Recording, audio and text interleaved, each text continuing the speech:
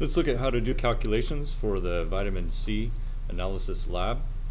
So initially we'll be recording these numbers, and this deals with the preparation of the vitamin C solution. So basically some piece of pepper, and this is going to get blended up. Now we need to measure the mass of that red pepper, so I put it on to the electronic balance. We recorded the mass, and so whatever that mass comes out to, I would write that down here. So usually around 50 grams or so, but you're going to need to put in the number for your class. It will vary from class to class. So please note on this example, numbers are made up, and you need to use real data. So this is going to be just an example. So 50, let's say we have 50.00 grams. And the volume of the mixture is when I put the fruit vegetable, the red pepper, we add a certain amount of water. So we have the red pepper. Let's use red since it's a red pepper. All right, so here's my addition of a red pepper. There we go. Okay, kind of looks like maybe a pumpkin. Anyways, so blend it up into little pieces. There's pieces of red pepper. Go into a blender. It's my blender. And then it goes into some sort of container. So we have bits of red pepper in there. And then I add water. Alright, so the final volume might be around 500 milliliters, and so that needs to be recorded as well. 500 milliliters is the same thing as 0.5 liters, so maybe this would be about 0.500 liters. And then we do the titration. So you have to record initial and final volume, and so let's say we started off was 10, and then the final volume was 20, and you do that for each one, of course. So the amount added, you do 20 minus 10, so it's 10 in this case. And then you convert that to liters, so 0.010 liters in this case. You have to divide by 1,000. Move the decimal point through to the left to convert to liters. Now it's all about the calculation. Once we have final and initial for the titration, it's just a matter of figuring vitamin C, that is. So we have a solution, and of the iodine solution. Molarity the moles are found by doing times T. So in other words, 0.010 liters times the molarity. This is the same thing as 7.51 10 to the negative third moles per every 1 liter. Put that in here, 7.51 times 10 to the negative third moles per every liter. Liters cancel out, so the unit left is moles. So we calculate that will give us a certain number of moles. And so let's see, what would we get if we did that? So it'd be 0.01 times 7 E to the 3 negative, and so we get 0.0000751. And I'm going to convert that to scientific notation, second SCI. 7.5 is 10 to the negative fifth.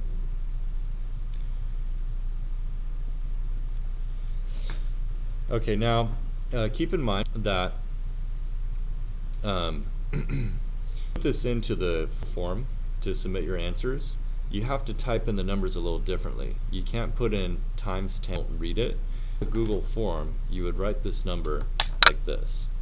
So the number would be entered 7.51 E negative 5. Do not put in the time, just put an E, this one at negative 5.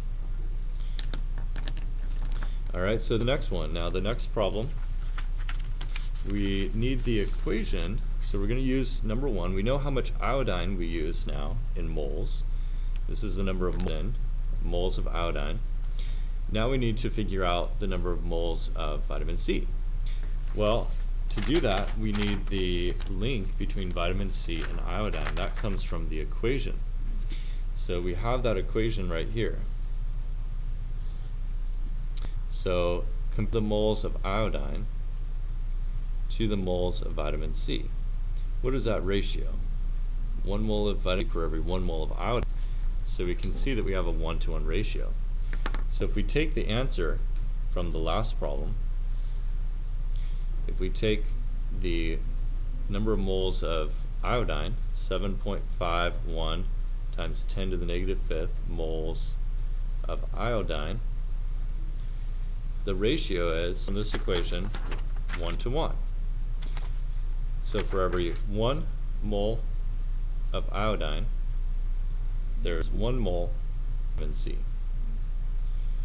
Alright, so we're multiplying by 1, units cancel, and that means we get the same answer. 7.51 times 10 to the negative moles of vitamin C. Now, of course, over here on the heated side, you're doing the same process, just with the numbers from the heated flask. Or some of you did alternate hypotheses. So in that case, we could say not heated is the control that we didn't change. And if you did an alternate hypothesis, you can just change the name or cross it out. And then this would be the one that's changed, so the manipulated.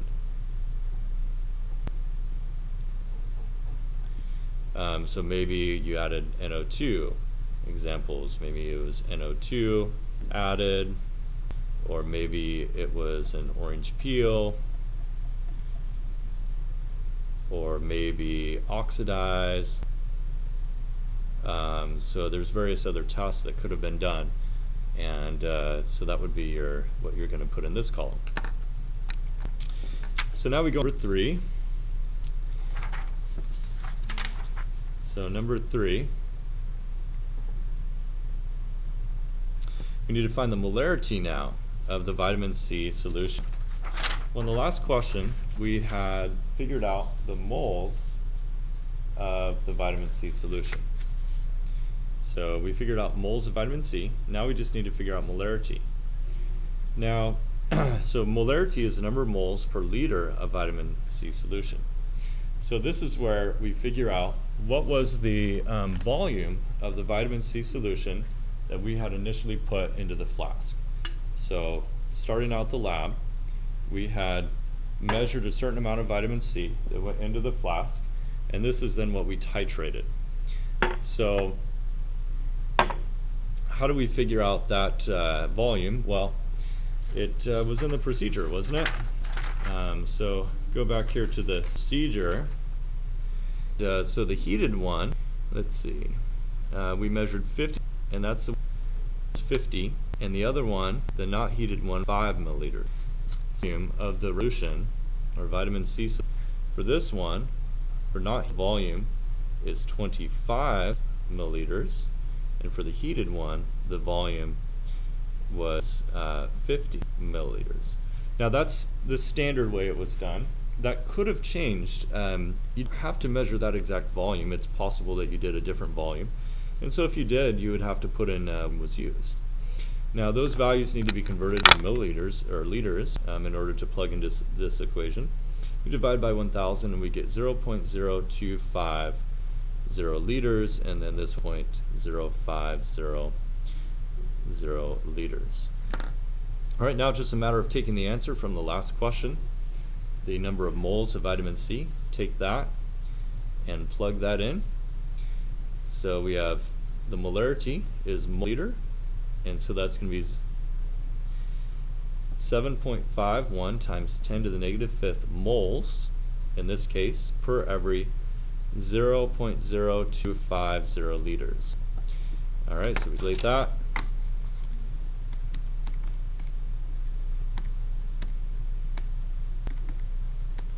And so that's 3.004 times 10 to the negative third.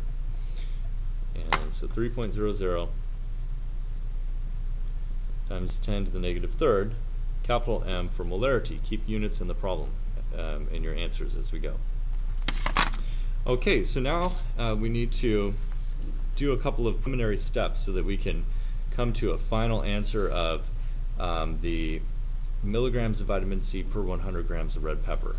At this point, we already have figured out which solution had more vitamin C in it. So we already can compare the two numbers here. But we're going to make a few other adjustments in our data to do a further comparison. So first of all, finding the milligrams of vitamin C in 1 liter of red pepper, we'll need to convert this molarity, which is moles per liter, to milligrams per liter. So in this problem, we had 3.00 times 10 to the negative third moles for every 1 liter. Now if we do conversion, we want to get milligrams per liter. So we convert moles to liter, and so we need to look up the molar mass then of vitamin C. And so for every 1 mole of vitamin C, the molar mass can be found from this equation. Here's vitamin C. So you add that up, and you'll have the molar mass of vitamin C. So I think it's about 176 or so grams, and you might want to check that. So then that's going to give us grams per mole. One more conversion. For every 1 gram, there are 1,000 milligrams. And so do all that, and so 3e 3 negative times 176 times 1,000, and so that's 5.28 times 10 to the second, or we could do that in regular notation, 528. 528 milligrams of C per liter. And so milligrams per liter now. Now we need another step here. So we know that there are 520 milligrams per liter. Now we can use this information, and we can translate that to the grams of the original fruit, or red pepper.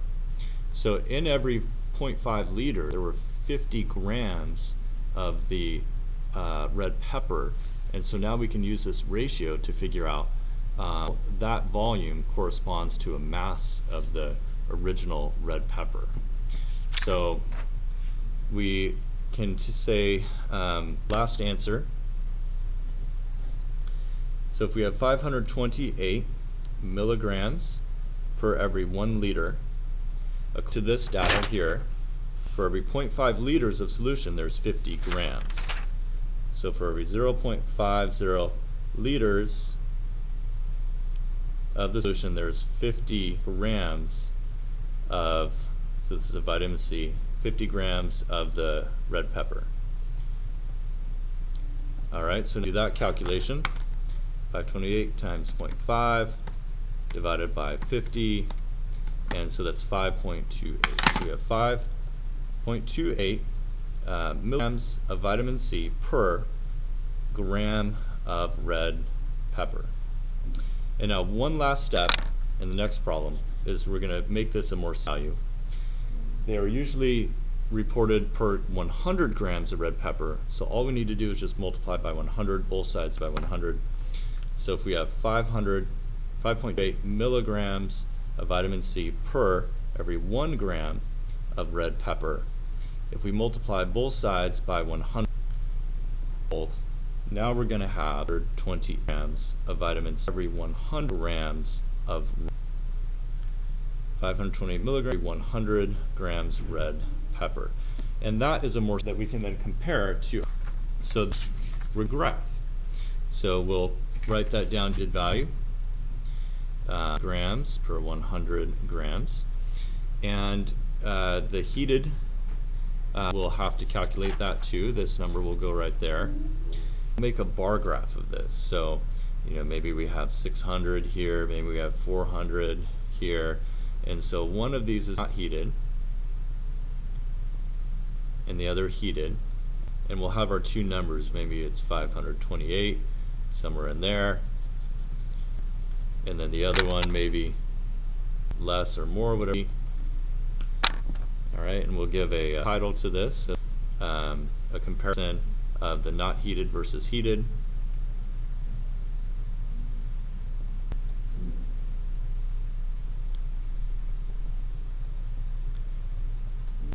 this needs to be labeled, of course, as milligrams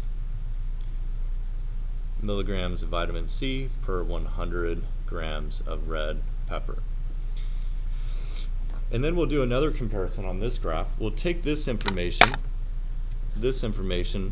will be included there, so we'll still have our not heated and heated.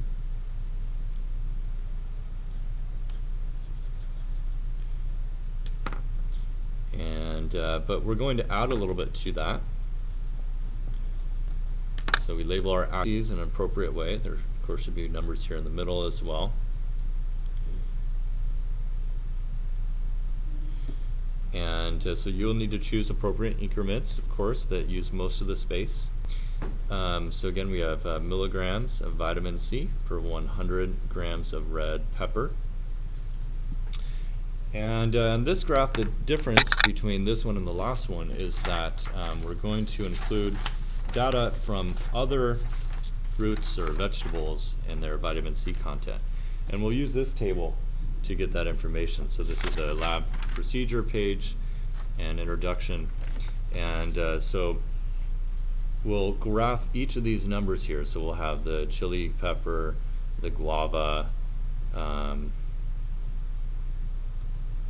So we'll have bar graphs for each of those, orange, and so forth. So we'll have bar graphs for each thing, all in comparison.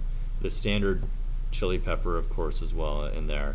So you do that for each thing, labeling each one, fitting it in, making it neat so we have it appropriately shown. And you'll label, give your graph a title. There'll be something like heated and not heated in comparison to other fruits or vegetables.